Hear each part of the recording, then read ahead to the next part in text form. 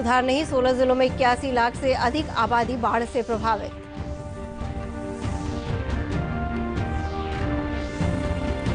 राज्य में कोरोना संक्रमितों का आंकड़ा 1 लाख के पार, सक्रिय मरीजों की संख्या 36,000 से अधिक।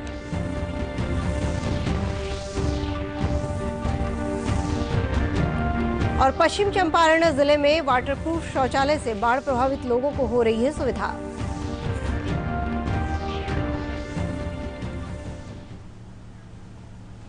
नमस्कार, स्वागत है आपका इस बुलेटिन में। खबरों के साथ मैं अंशु अवस्थी। अब खबरों पर विस्तार से नजर डालते हैं।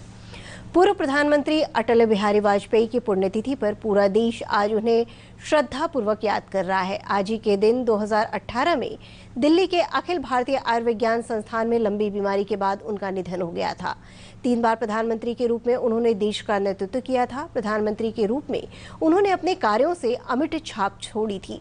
विपक्ष में रहकर भी उन्होंने अपनी विचारधारा से पूरे देश को प्रभावित किया था। उनकी पुण्यतिथि के अवसर पर दिल्ली में उनकी समाधि स्थल सदैव अटल पर प्रार्थना सभा का आयोजन किया गया। राष्ट्रपति रामनाथ कोविंद ने समाधि स्थल पर पहुंचकर पुष्प चक्र अर्पित कर उन्हें श्रद्धांजलि दी।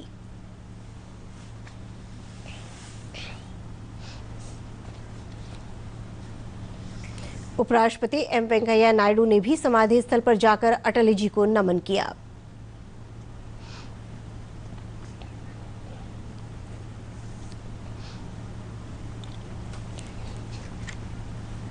प्रधानमंत्री नरेंद्र मोदी ने भी समाधि स्थल पर जाकर प्रार्थना सभा में हिस्सा लिया और उन्हें भावभीनी श्रद्धांजलि अर्पित की।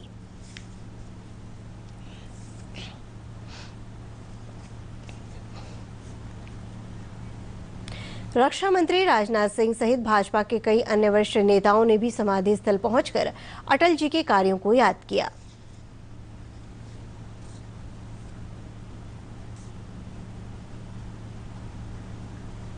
राजधानी पटना में भी उनकी पुण्यतिथि पर कई कार्यक्रमों का आयोजन कर उन्हें श्रद्धापूर्वक याद किया जा रहा है। बिहार में बाढ़ की स्थिति में कोई सुधार नहीं हुआ है। हालांकि राज्य में बहने वाली अधिकतर नदियों का जलस्तर या तो घट रहा है या फिर स्थिर है। आपदा प्रबंधन विभाग के अनुसार राज्य के 16 जिलों में 81,31,000 की आबादी बाढ़ से प्रभावित है। बाढ़ से जुड़े हादसों में अब तक 25 लोगों की जान जा चुकी है। इनमें सबसे अधिक दरभंगा में 11 लोगों की मृत्यु हुई है, जबकि मुजफ्फरपुर में 6, पश्चिमी चंपारण में 4, मधुबनी में 3, सारण में 2 और समस्तीपुर तथा सहरसा में 1-1 व्यक्ति की मौत हुई है। बाढ़ प्रभावित क्षेत्रों में 10 राहत शिविर चलाए जा रहे हैं, जिसमें 12,500 से अधिक लोग रह रहे हैं। इसके अलावा 782 सामुदायिक रसोई के माध्यम से 6,48,000 से अधिक लोगों को पका हुआ भोजन मुहैया कराया जा रहा है। जल संसाधन विभाग से प्राप्त सूचना के अनुसार कल कोसी और गंडक बैराजों का डिस्चार्ज लगभग 2.25 लाख क्यूसेक के आसपास रहा। नेपाल में हुई अधिक वर्षा को डिस्चार्ज बढ़ने का कारण बताया जा रहा है। फिलहाल गंडक, बूढ़ी गंडक, बागमती और कोसी नदियां अनेक स्थानों पर खतरे के निशान से ऊपर बनी हुई हैं, लेकिन इनमें से अधिकांश का जलस्तर घट रहा है।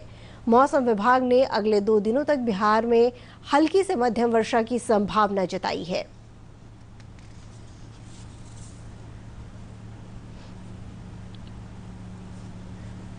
बिहार में पिछले 24 घंटे के दौरान कोरोना संक्रमण के 3,536 नए मामले सामने आए हैं।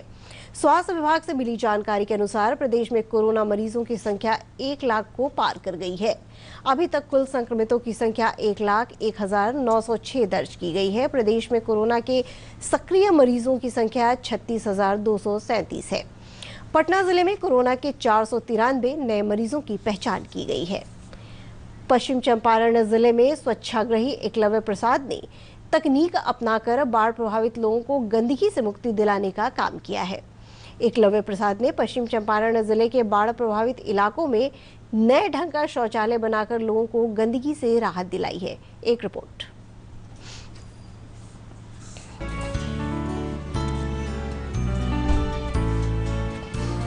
स्वच्छ भारत अभियान को कामयाबी हाथ लगी है तो उसके पीछे कई अनसंग हीरो हैं जो अपनी यश और कीर्ति की पताका फहराए बगैर इस अभियान को बुलंदियों तक पहुंचाने के लिए काम कर रहे हैं। अनसंग हीरो ने सामाजिक भागीदारी को जोड़ते हुए नई तकनीक को अमल में लाकर चुनौतियों को दूर किया है। बानगी है देश का उत्तर भारत का राज्य, जहां खुले में शौच से मुक्त होने के बावजूद बाढ़ प्रभावित करीब 55 जिलों में परेशानी कम नहीं हुई है। ऐसी हालात में स्वच्छाग्रही एकलव्य प्रसाद ने फायदेमंद शौचालय यानी इकोलॉजिकल सैनिटेशन का एक नया मॉडल बिहार के बाढ़ प्रभावित इलाकों में लॉन्च किया है। जवन गाढ़ा वाली बनल बा हमन भर गइल पानी से सारा लोग गइल बांध पर हमार शौचालय बा सुरक्षित रहल बचल उनमें पानी ना पहुंचल। पश्चिम चंपारण के गांव में जहां गंडक के तेज बहाव के बीच परिस्थिति एक बार फिर खुले में शौच जाने की बन गई थी, ऐसे में एकलव्य प्रसाद का फायदेमंद शौचालय बाढ़ प्रभावित क्षेत्र में तकनीक की नई इबारत लिख रहा है। 2020 में जो बाढ़ आई है असम, उत्तर बिहार और पूर्वी उत्तर प्रदेश में, वहाँ लगभग 65 जिले हैं जो बाढ़ प्रभावित हैं और इन जिलों में अन्य समस्याओं के साथ साथ स्वच्छता, शौचालय की भी समस्या उभर के आ रही है। ज़्यादातर लोग जो विस्थापित हुए हैं या जिन गांवों में पानी भर गया है, उन इलाकों में एक्सेस टू सैनिटेशन बिल्कुल नहीं है और जब तक ये बाढ़ का मौसम रहेगा एक्सेस एक समस्या रहेगी और उसके बाद जब बाढ़ का पानी रिसीड करेगा, जो समस्याएं हुई हैं इंफ्रास्ट्रक्चर को, सैनिटेशन इंफ्रास्ट्रक्चर को, उसको जब तक ठीक नहीं किया जाएगा तब तक एक्सेस नहीं रहेगा।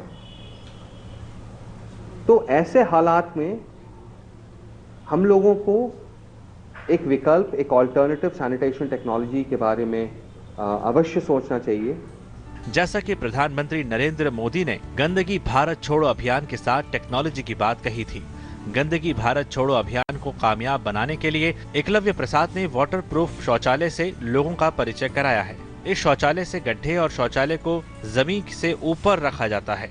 2 गड्ढे का नियम यहाँ भी है, लेकिन इनके गड्ढे का जमीन से कोई संपर्क नहीं होता। इस शौचालय का अपशिष्ट खाद के रूप में उपयोग में लाया जाता है।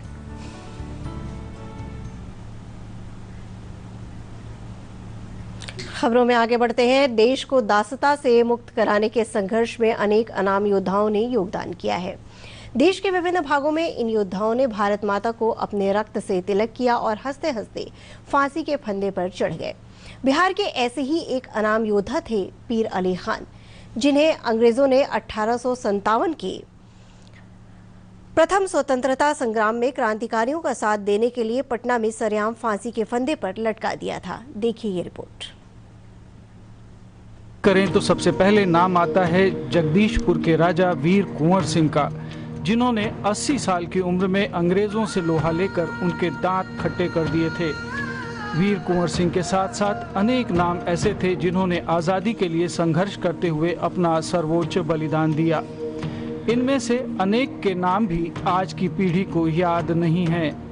इन्हीं में से एक नाम है शहीद पीर अली खान। उत्तर प्रदेश के आजमगढ़ के मोहम्मदपुर कस्बे में सन 1812 में जन्मे पीर अली खान रोजगार की तलाश में पटना चले आए थे। रोजी रोटी कमाने के लिए किताबों की जिल्द बांधा करते थे। जब 1857 की क्रांति का बिगुल बजा तो वे भी मातृभूमि की रक्षा के लिए आगे आए। जिल्द साजी की आड़ में क्रांतिकारियों को गुप्त संदेश पहुंचाने का काम करने लगे। अंग्रेजों के खिलाफ साजिशों के पर्चों का आदान प्रदान होता था। इस साजिश में शामिल होने के आरोप में पीर अली खान सहित 33 लोगों को 4 जुलाई 1857 को गिरफ्तार किया गया था। संक्षिप्त ट्रायल के बाद पीर अली खान को पटना के तत्कालीन कमिश्नर विलियम टेलर के हुक्म से सरेआम फांसी दे दी गई। पटना के गांधी मैदान के पास गांधी संग्रहालय और जिलाधिकारी आवास के समीप जहां उन्हें फांसी दी गई थी, आज एक पार्क है। पास में ही उनकी मज़ार भी है।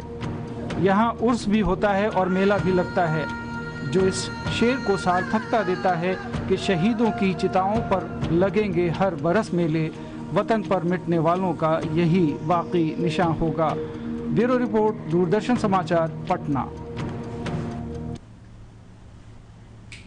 बढ़ते हैं अगली खबर की ओर। पूर्णिया जिले में गरीब कल्याण योजना के तहत लाभुकों को 100 सामुदायिक शौचालय की चाबी सौंपी गई। प्रधानमंत्री आवास योजना के तहत ही 3000 लोगों को आवास की चाबी देकर घर में प्रवेश कराया गया।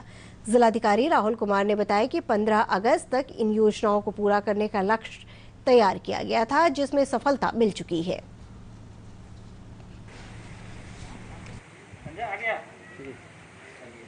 गरीब कल्याण रोजगार अभियान के दौरान हम लोगों ने सामुदायिक शौचालय परिसर का निर्माण करवाना शुरू किया था, जिसमें 100 से अधिक ऐसे परिसरों को आज गांववासियों को सौंपा जाएगा और 3000 से अधिक प्रधानमंत्री आवास का निर्माण पूर्ण हुआ है, उसकी भी चाबी जो है लाभार्थियों को सौंपी जाएगी।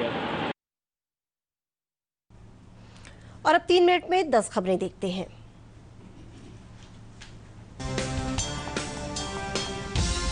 देश में कोविड-19 से स्वस्थ होने की दर लगातार बढ़ती जा रही है। स्वास्थ्य मंत्रालय से मिली जानकारी के अनुसार स्वस्थ होने की दर बढ़कर 71% हो गई है।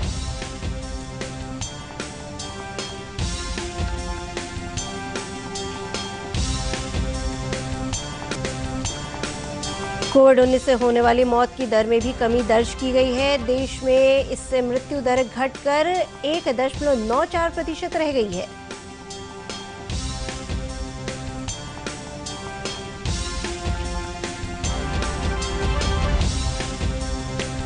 प्रधानमंत्री नरेंद्र मोदी ने पारसी नववर्ष नवरोज पर देशवासियों को शुभकामनाएं दी हैं।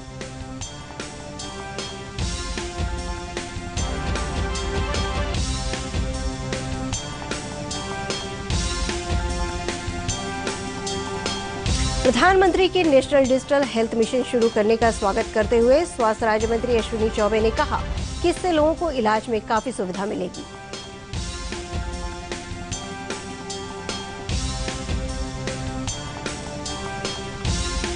बिहार के विश्वविद्यालयों में खाली पड़े लगभग 4000 सहायक प्राध्यापकों के पदों पर बहाली प्रक्रिया अगले महीने से नवगठित विश्वविद्यालय सेवा आयोग के माध्यम से शुरू की जाएगी।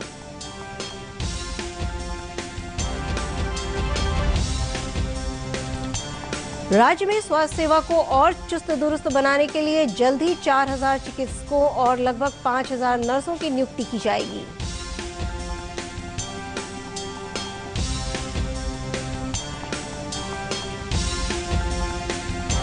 मुख्यमंत्री नीतीश कुमार ने प्रदेश के लगभग 4 लाख नियोजित शिक्षकों को ईपीएफ की सुविधा उपलब्ध कराने के साथ ही सेवा शर्त में कई नई सुविधाओं को शामिल करने की घोषणा की है।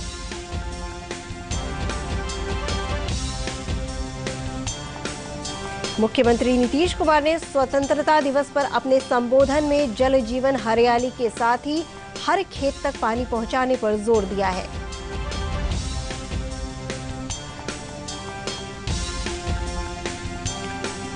भारतीय टीम के पूर्व कप्तान महेंद्र सिंह धोनी ने अंतर्राष्ट्रीय क्रिकेट से संन्यास लेने की घोषणा कर दी है। उन्होंने 2014 में टेस्ट क्रिकेट से अपने को अलग कर लिया था।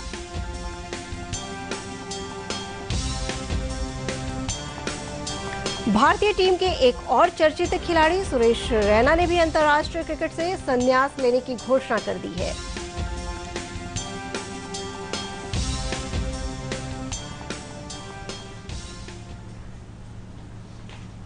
और अब अंत में मुख्य समाचारों पर एक नजर फिर से डालते हैं। पूर्व प्रधानमंत्री अटल बिहारी वाजपेयी की पुण्यतिथि पर उन्हें किया जा रहा है श्रद्धापूर्वक याद। बाढ़ की स्थिति में कोई सुधार नहीं, 16 जिलों में 81 लाख से अधिक आबादी बाढ़ से प्रभावित। राज्य में कोरोना संक्रमितों का आंकड़ा 1 लाख के पार, सक्रिय मरीजों की संख्या 36,000 से अधिक।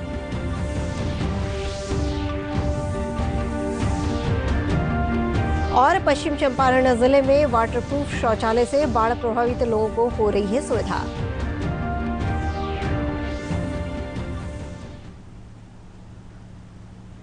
इस बुलेटिन में फिलहाल इतना ही। नमस्कार।